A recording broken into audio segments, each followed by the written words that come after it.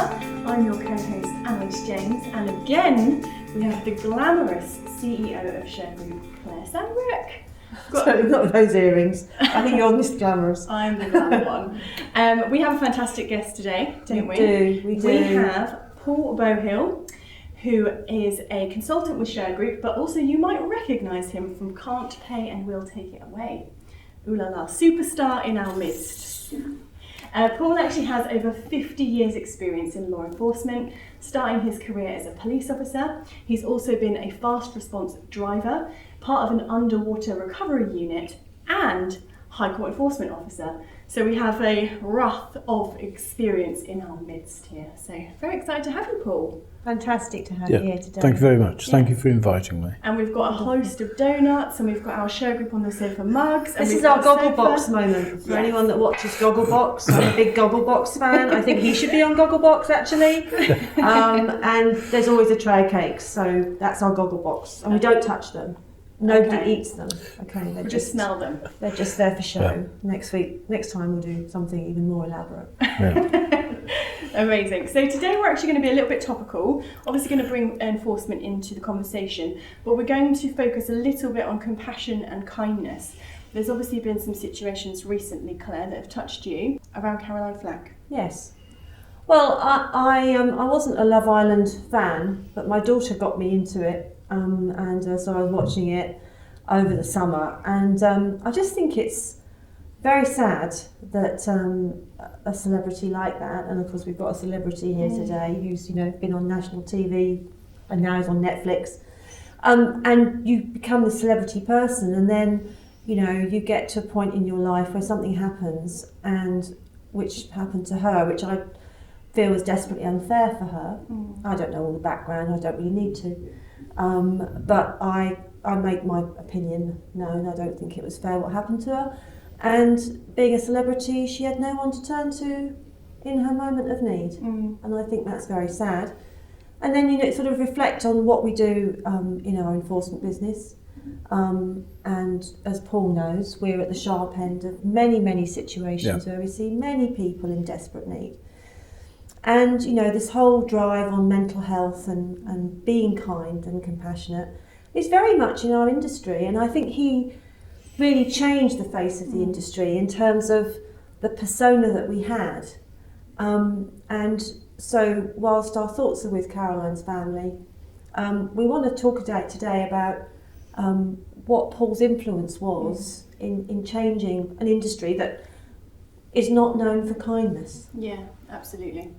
So on that topic then, Paul, tell us a little bit about your story and about how compassion and kindness has weaved its way through enforcement for you.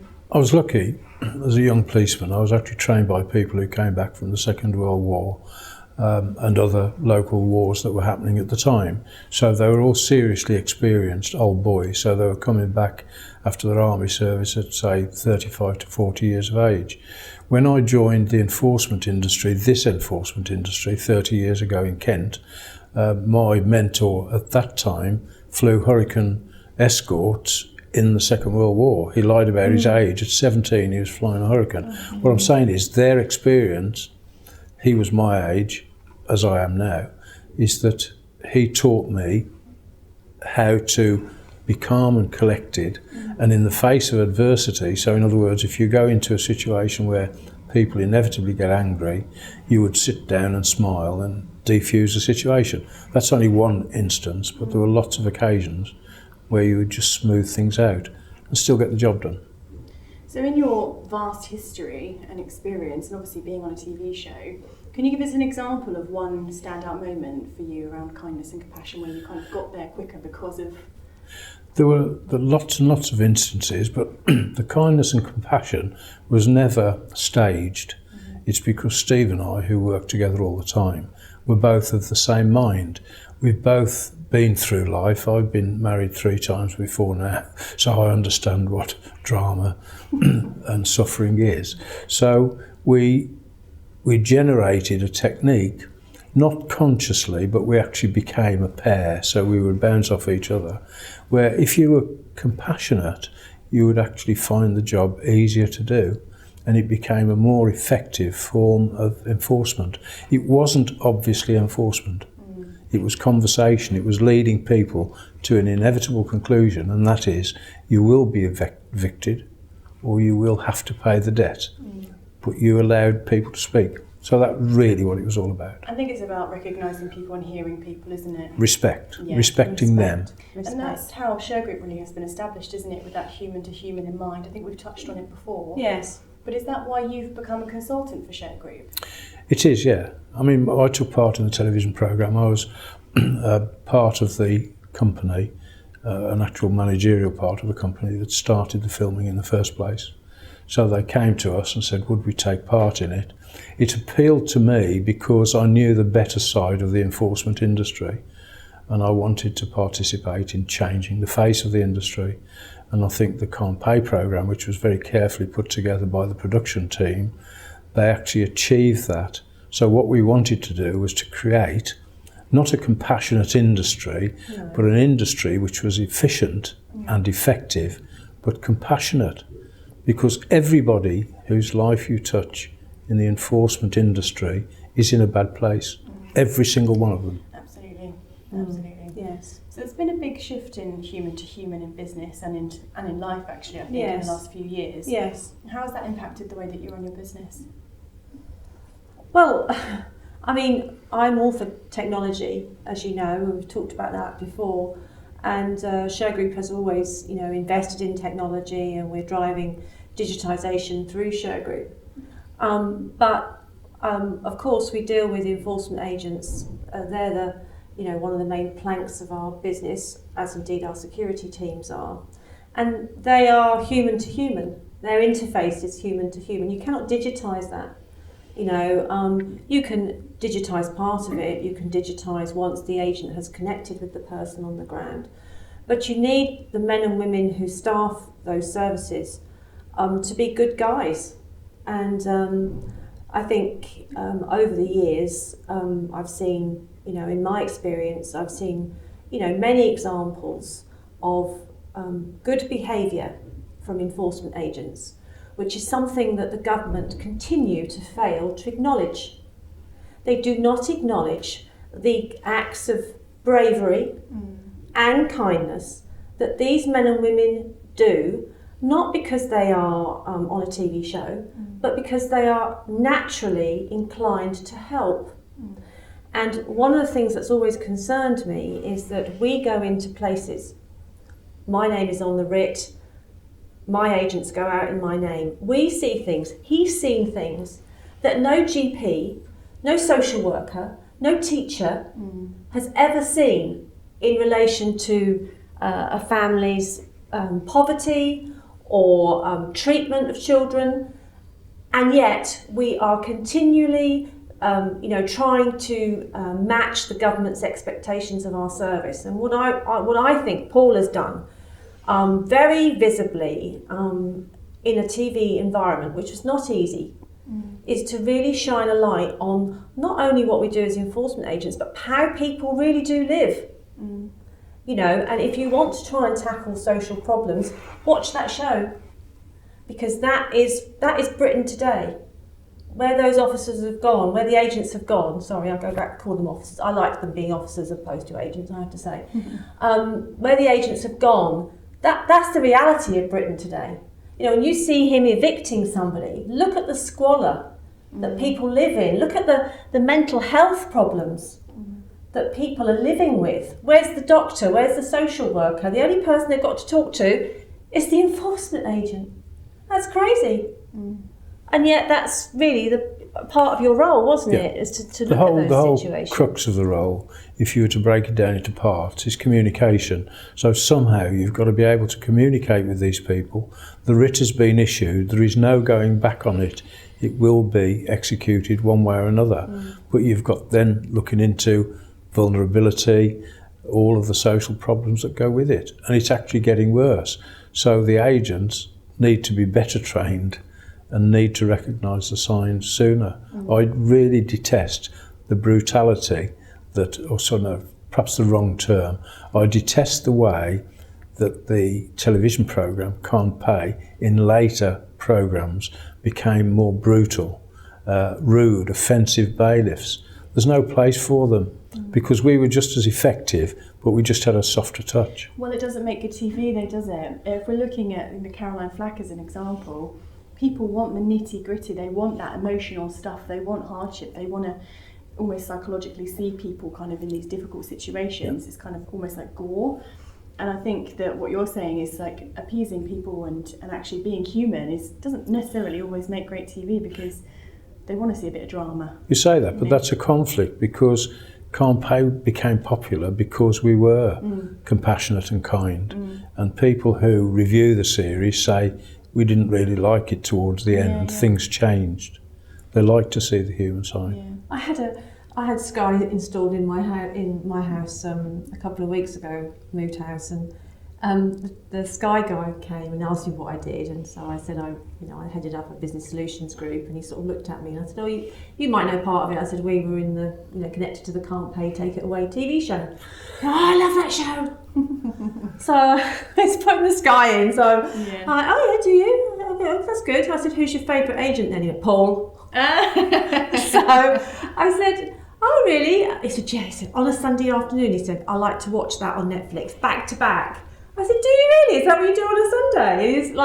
He was like Paul's biggest fan, And when we've been out with Paul on the street, people, come up to him and shake his hand, and I think the court of public opinion. I was talking earlier about what the government think.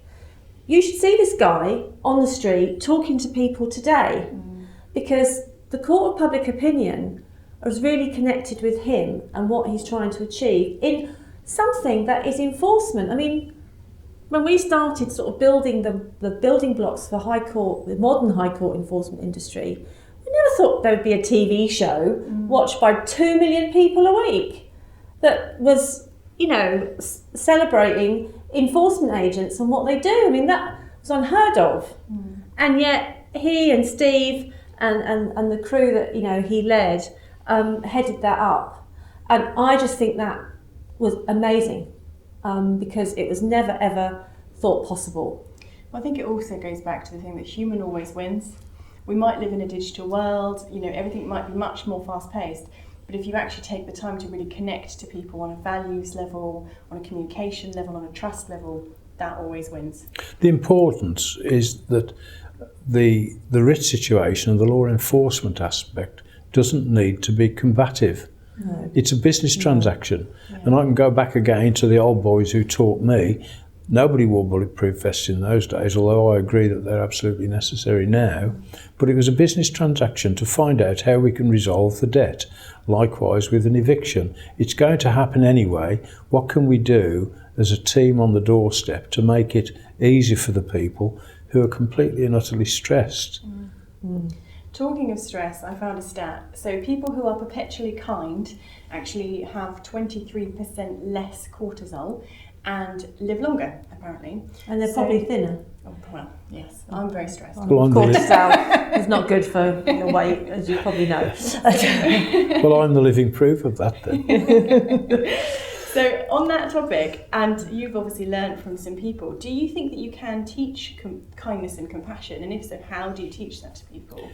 You can, and all it is, well, not all it is, because I've learned it because I've been trained by good mentors who've passed on their experience, to which I've added my own experience, and it's purely about communication skills and actually treating people with the respect that I would like to see if I was in difficulty. And that's all it is. Nobody, or very few people, deliberately go into eviction situations or debt situations. It happens.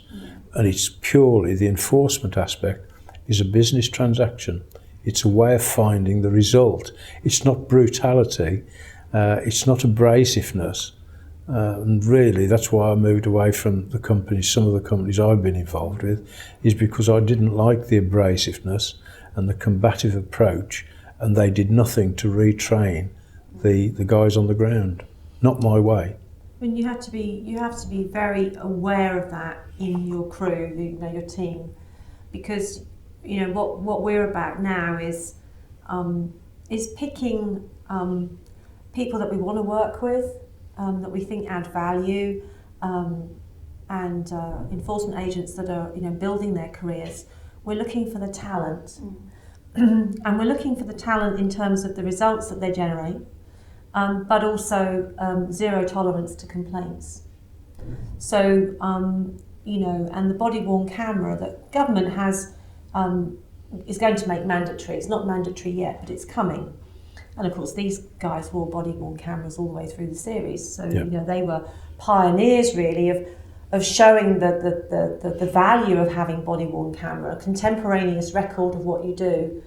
And as a result of that, government has said, well, we want that as a must-have, which is good.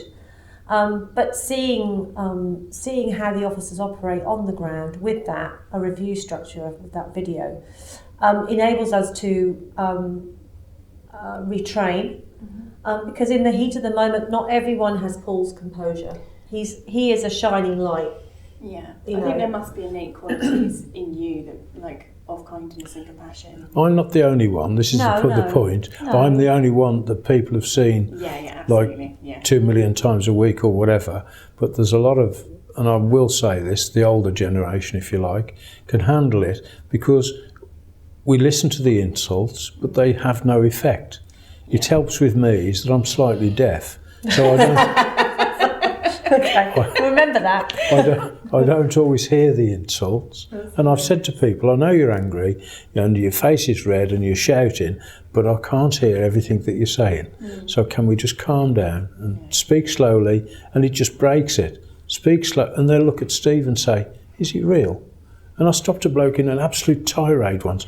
Please excuse me, my medication's wearing off. I'm going to walk out, talk to Steve. And it completely Is he real? Steve said, don't call him back. Don't call him back. And he spoke to Steve and we resolved the situation. That's amazing. You guys go back a long way. So tell us a little bit about how you guys connected. We met through someone we both knew, and I've never really questioned how you knew him, Nigel Sussman. Oh, right, yeah. Who's sadly passed on. He was an absolute nuisance, but he was our nuisance. So he was a bit of an oddball, but he was a lovely guy. And he introduced me to Claire because the company I then worked for needed a new sheriff's officer who was fireproof, because the programme created so many complaints in the early days because it was a trailblazer and we needed somebody who had a steady hand. And Claire came along and she took over as the enforcement officer for that company. And she supported and effectively was responsible for the success of the programme in its later days. So how was that experience for you then, Claire? Well, it was it was kind of weird because I'd known Nigel for some time, and I got 2 or 3 phone calls, and I was in Florida. And so I thought, well, what do they need me for? Anyway, I got back to Nigel, and I think Paul was on the phone that day when I rang up. Yeah. And so they explained to me about this program, which I hadn't seen because I was living in Florida, watching, Florida programs, American TV. And so they explained to me about the show, and it was a hit, but they were getting some flack internally from the industry, and that was built out of professional jealousy. It wasn't built out of what they were doing, because what they were doing was what every other enforcement company was doing.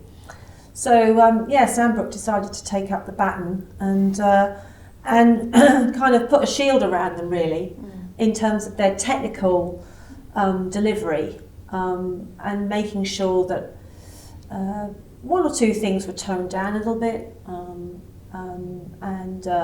meeting Paul, getting to know him, toning the TV down a little bit. The producer was a bit concerned about that, but what I felt was that he particularly, and Steve, were nice people, and really that would shine through, and so they sort of took the lead. They took my sort of guidance on that, and they made they continued to make a very successful show, and I was very flattered to be asked to be involved. It changed my life, really. Yeah. Brought me back to the UK, and as well as having the business in America. So I'd sort of fallen out of love with enforcement, really, and because they invited me back, I became much more involved, and so for me it was a great opportunity. And Shergroup had been asked to do the TV show, and I said no, I didn't want to be on the TV show, the full front. I was very happy just to be on the small credit at the back, and that suited me fine. So as a global, international superstar... He is! My cousin's in Vancouver watch him. Oh, wow! I've got cousins in Vancouver, I've got cousins in Glasgow. They love him. I love it. Well, you're a very likeable person as well. Thank you. But how has it affected your life then? Well, it's a disaster really, in as much my wife won't even go to Tesco's with me, because even going to Tesco's, I'm recognised and people want a selfie or want to talk, and I'm okay with all of it. I've never been standoffish, and even if I'm running late for the train, I'll still stop. I mean, just quite recently I came back into Euston, and the train driver jumped out of his cab as I walked past and said, "You're off the television, aren't you?" He said, "Where are you going?" I said, "St Pancras." "Why?" "Do you mind if I walk with you?" And he actually walked with me. It was his break all the way to St Pancras, just so he could share the knowledge of the show. And only 6 or 8 times in the last 5 years have people been offensive. Oh, wow. Yeah, but we just turn around and say, "This is not going to end well." And they turn around and walk away. And Steve and I did that less than 2 weeks ago, actually in Holborn. A guy was giving us grief, and he was drunk, didn't know who we were, but Steve just the magic word, "This is not going to end well." And the guy turned around and walked away. Wow. Oh, yeah. So it does affect you. I get stopped. I've been stopped this morning. Wetherspoon's pub is always the favourite place to be recognised. We have most of our fans drinking every Wetherspoon's pub in the country. Oh, wow. That's hilarious. So that's the recognition point. What a stand-up guest we've had, Claire. No, I just think it's, honestly, I mean, I think it's amazing for our industry to have, this poster guy, who is loved by the public. I mean, and I wanted him to come on the sofa because I think he's done an amazing job. I don't think he's had he's had the credit from the public for what he's done. Yeah. But I don't think he's had the recognition that the industry, the enforcement industry, should give him. And I wanted to try and address that by giving him this platform and saying thank you for all that you've done for High Court enforcement, Paul. Thank you very much. We appreciate it. Thank you. So let's just end on one little thing then. So if you could just say one thing to sum up kindness and compassion, or one piece of advice for anyone watching, what would you say? Kindness and compassion is often misconstrued. The reality is that if we apply kindness and compassion, it still gets the job completed, but it's done without stress and without aggravation. So kindness and compassion is two-faced. Yes, it's good. Yes, we are kind and we are compassionate, but it gets the job done. Yeah. Claire, anything to add to that? Well, I'd just like to say that, as a result of the weekend's events, their charities are out there to support people who are desperate. And if you know someone who's in debt or on the edge of being, losing their home because a High Court writ has been issued, please make use of them. The poor young girl at the weekend didn't make use of them. Samaritans, we actually knew the wife of the guy that started the Samaritans as part of our network. They do a fantastic job. Step Change, Money Advice, Citizens Advice Bureau, all these places are free and you can go and get the help that you need. Unfortunately, not every enforcement agent is a Paul, and not every creditor is going to want to help you, but there are organisations that will, so please, my plea is to make use of those organisations before you get to a point where you can't return. And I think we'll end on the statement of all the things that you can be, choose to be kind. Of all the things you can choose to be, that is the one thing you can be, kind. I would certainly second that. Yeah. Yes. So thank you so much for joining us, Paul. Amazing episode today. And thank you guys for watching. And